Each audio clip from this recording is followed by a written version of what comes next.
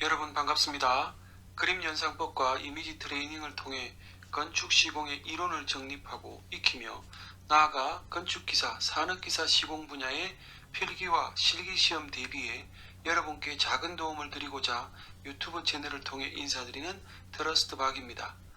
본 영상이 여러분께 도움되기 위해서는 내용을 머릿속에서 그림 연상법으로 생각하는 노력을 병행해야 한다는 것 명심하시고 20분 전후의 영상이니 잘 따라해서 학습 효과 꼭 보시기 바랍니다.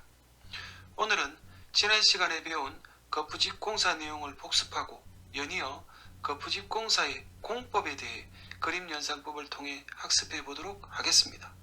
영상이 마음에 드신다면 구독, 좋아요, 알림 설정 꼭 부탁드립니다. 지난 시간에 배운 거푸집 공사에 대해 복습해 보겠습니다. 먼저 거푸집 구성 요소는 거푸집 널과 지지부재, 부속 철물류로 구분할 수 있습니다. 거푸집 널은 목재널, 합판널, 패널, 지지부재는 장선, 멍에, 동바리, 부속 철물류에는 간격재 스페이서, 격리재 세퍼레이터, 긴결재 폼타이와 박리재 폼오일 등이 있습니다.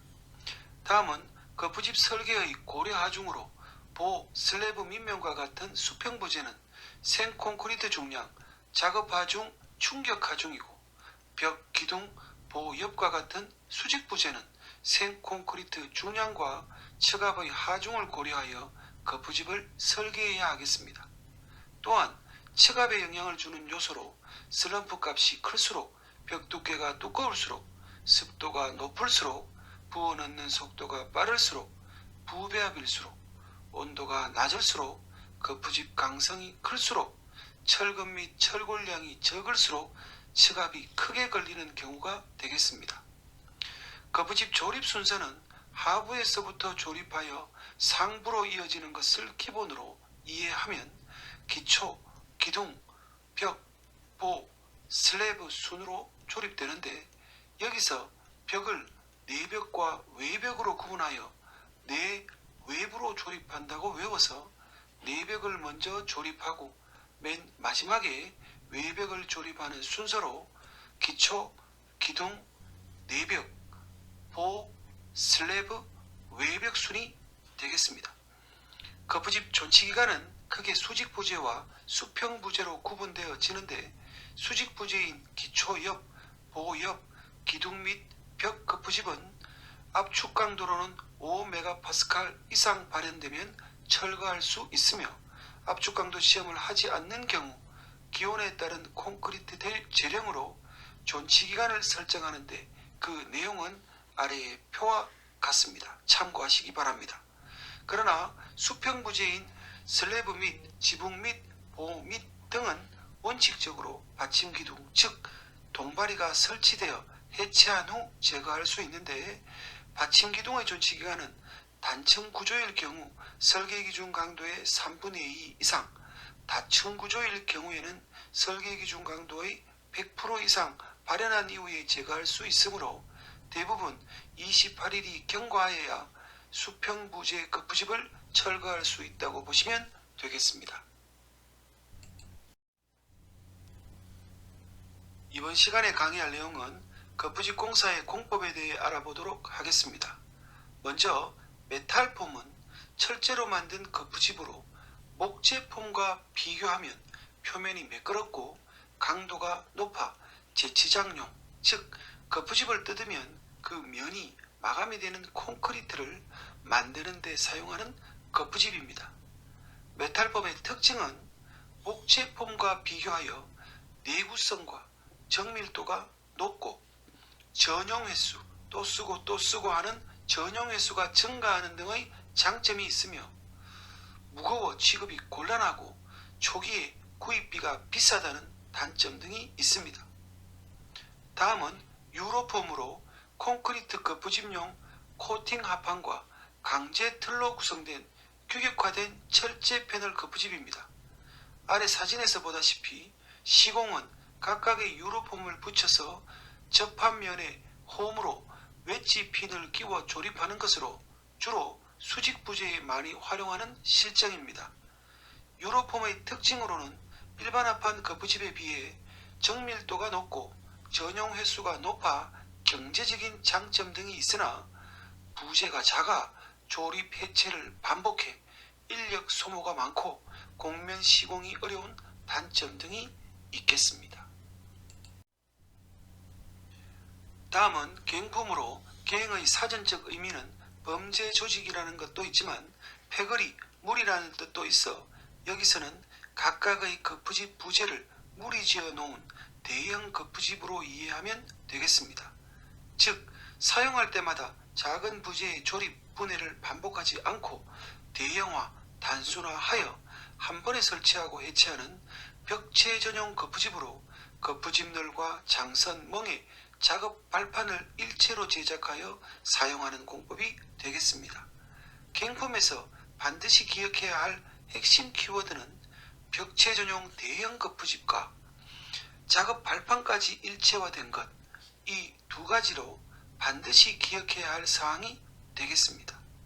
다음은 클라이밍 폼으로 거푸집널과 장선, 멍에 등을 일체로 조립하여 한꺼번에 인양시켜 설치하는 벽체 전용 거푸집 공법으로 핵심 키워드는 벽체 전용 대형 거푸집이 되겠습니다.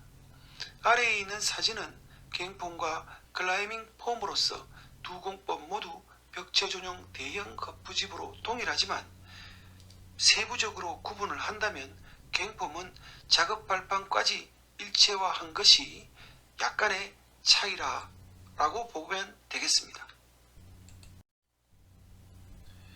다음은 바닥 전용 거푸집인 플라이밍 폼으로 거푸집 널, 장선, 멍에, 서포트 등을 일체로 제작하여 부재화한 거푸집 공법으로 일명 테이블 폼이라고도 합니다. 이 플라이밍 폼의 핵심 키워드는 바닥 전용 대형 거푸집과 테이블처럼 수평으로 받친다 해서 테이블 폼이라고 하는 것입니다. 터널 폼은 대형 거푸집으로서 한 구역 전체의 슬라브와 벽체의 콘크리트 타설을 일체화하기 위한 거푸집으로서 벽과 바닥을 동시에 설치할 수 있는 거푸집이 핵심 키워드가 되겠습니다. 우리가 흔히 지나다니는 터널의 구조체에 사용하는 거푸집이라 생각하시면 이해가 빠르게 되실 것입니다. 다음은 슬라이딩 폼에 대해서 말씀드리겠습니다. 슬라이딩 폼은 수평적 또는 수직적으로 반복된 구조물의 시공 이음 없이 균일한 형상으로 시공하기 위하여 거푸집을 연속적으로 이동시키면서 콘크리트를 타설하여 구조물을 시공하는 거푸집으로 정의할 수 있으며 여기서 핵심 키워드는 시공 이음 없이 연속적으로 이동 타설이 되겠습니다. 이러한 거푸집이 사용되는 구조물은 레미콘 공장에서 주로 볼 수 있는 원통형의 거대한 구조물인 사일로나 공장이나 중앙 공급식 난방을 하는 아파트의 굴뚝처럼 단면의 변화 없이 연속적으로 이어져 있는 구조물에 적합한 거푸집 공법이 되겠습니다. 또한 이 공법은 일반적인 거푸집 공법에 비해 연속적으로 이동시켜 타설하기 때문에 공기가 3분의 1 정도 단축되며 연속 타설로 인해 일체성이 확보되고 자재와 노무가 절약된다는 특징이 있습니다. 이러한 특징으로 인해 기사 시험의 출제 빈도가 높으니 주의 깊게 학습하시기 바랍니다. 슬립폼은 단면 형상의 변화가 있는 수직으로 연속된 콘크리트 구조물에 사용하는 거푸집 공법으로 슬라이딩 폼과 대조되는 부분은 슬라이딩 폼은 단면 형상의 변화가 없는 수직으로 연속된 부분인데 반해 슬립폼은 단면 형상의 변화가 있는 수직으로 연속된 구조물에 적용된다는 것입니다. 따라서 이 두 개의 거푸집 공법은 한꺼번에 세트로 묶고 차이점을 구분하여 기억하시기 바랍니다.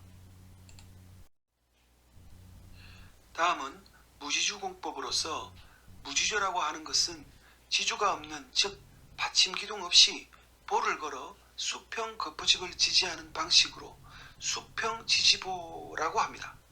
이 무지조공법은 강당이나 체육관처럼 층고가 너무 높아 받침 기둥 즉 지주를 걸어 수평 거푸집을 지지하기 어려울 때 사용하는 공법이라고 보시면 되겠습니다.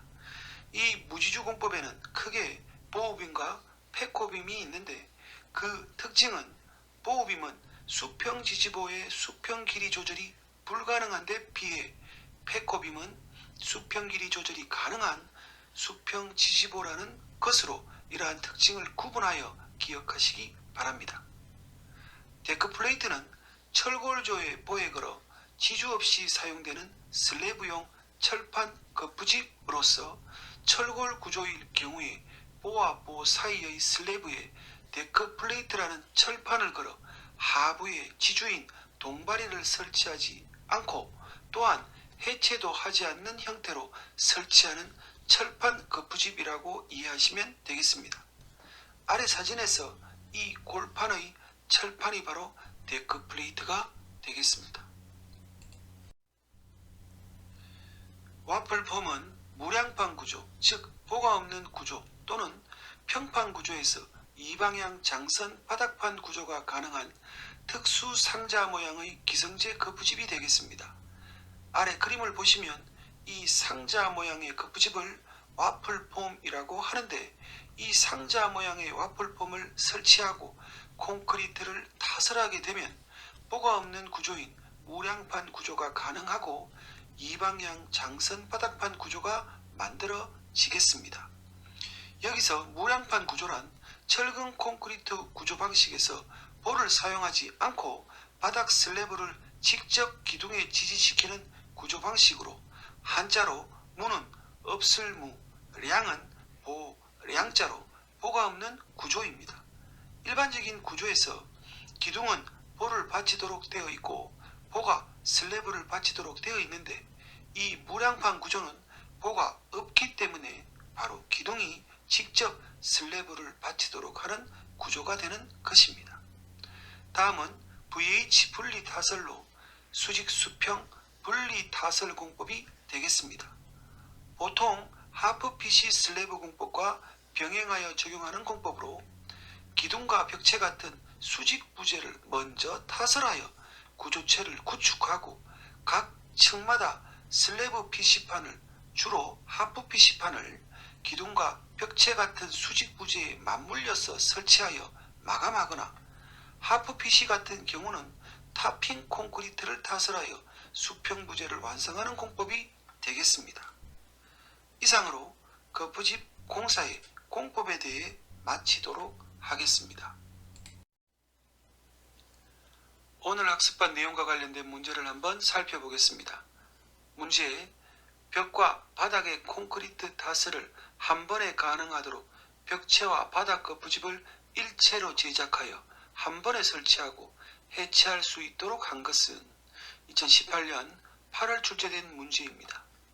1번 유로폼은 콘크리트 거푸집용 코팅 합판과 강제 틀로 구성된 규격화된 철제 패널 거푸집으로 답이 아닙니다. 2번 클라이밍 폼은 벽체 전용 거푸집이고 3번 플라잉 폼은 바닥 전용 거푸집으로 답이 아닙니다. 4번 터널 폼은 터널을 떠올려 생각해보면 슬래브와 벽체의 콘크리트 타설을 일체화하기 위한 벽 플러스 바닥 거푸집으로 답은 4번이 되겠습니다. 문제: 슬라이딩 폼의 특징에 관한 설명으로 옳지 않은 것은 2020년 6월 출제된 문제입니다. 슬라이딩 폼은 거푸집을 슬라이딩, 미끄러지듯 연속적으로 이동시켜 콘크리트를 타설하는 것이란 개념을 바탕으로 생각해보면 1번 공기를 단축할 수 있다. 맞습니다. 2번 내외부 비계 발판이 일체형이다. 맞습니다. 일체로 되어야 연속적으로 이동시킬 수 있겠죠. 3번 콘크리트의 일체성을 확보하기 어렵다. 연속적으로 이동시켜 콘크리트를 타설하면 일체성이 확보되므로 틀렸습니다. 4번 사이로 공사에 많이 이용된다. 슬라이딩 폼은 사이로 굴뚝 같은 구조물에 주로 적용되는 거푸집 공법으로 맞습니다. 따라서 답은 3번이 되겠습니다.